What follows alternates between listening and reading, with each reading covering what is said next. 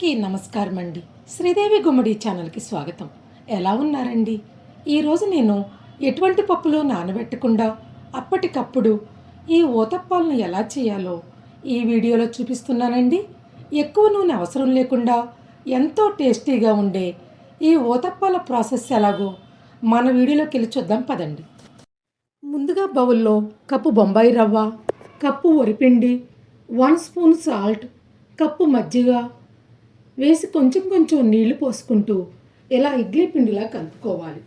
కలుపుకున్న తర్వాత అరగంట ఈ పిండిని నాననివ్వాలి.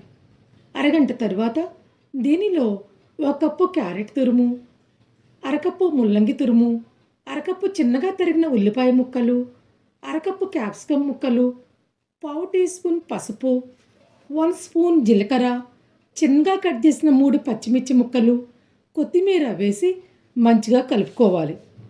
కలుపుకున్న తర్వాత ఊతప్పం వేసే ప్యాన్కి ఆయిల్ అప్లై చేసి ఈ పిండిని వేసుకోవాలి. వేసిన తర్వాత పైన కూడా కొంచెం ఆయిల్ అప్లై చేసి మూత పెట్టాలి. మీరు పెనం పైన కూడా ఇలా చిన్న చిన్న ఊతప్పాలు వేసుకోవచ్చండి.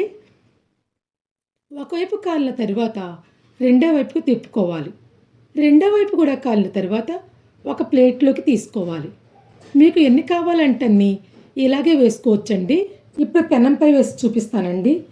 ముందు కొంచెం ఆయిల్ అప్లై చేసి 2 గరిటెల పిండిని వేసుకోవాలి. వేసిన తర్వాత స్ప్రెడ్ చేసి పైన కొంచెం ఆయిల్ని అప్లై చేయాలండి. ఒకవైపు కాలాక రెండో వైపుకి తిప్పుకోవాలి. రెండు వైపులా కాలిన తర్వాత పెనంపై నుండి తీసివేయాలి. ఇంతేనండి. ఇంట్లో ఏ పిండి లేకపోయినా సరే ఇలా అప్పటికప్పుడు ఎంతో టేస్టీగా ఉండే ఊతప్పాలను చేసుకోవచ్చండి. వీటిని ఏ చట్నీతో తిన్నా కానీ చాలా బాగుంటాయండి. మీరు కూడా తప్పకుండా ట్రై చేయండి. ఈ వీడియో మీకు నచ్చినట్లయితే నా ఛానల్ని సబ్స్క్రైబ్ చేసి బెల్ ఐకాన్ని యాక్టివేట్ చేసుకోండి. ధన్యవాదాలండి.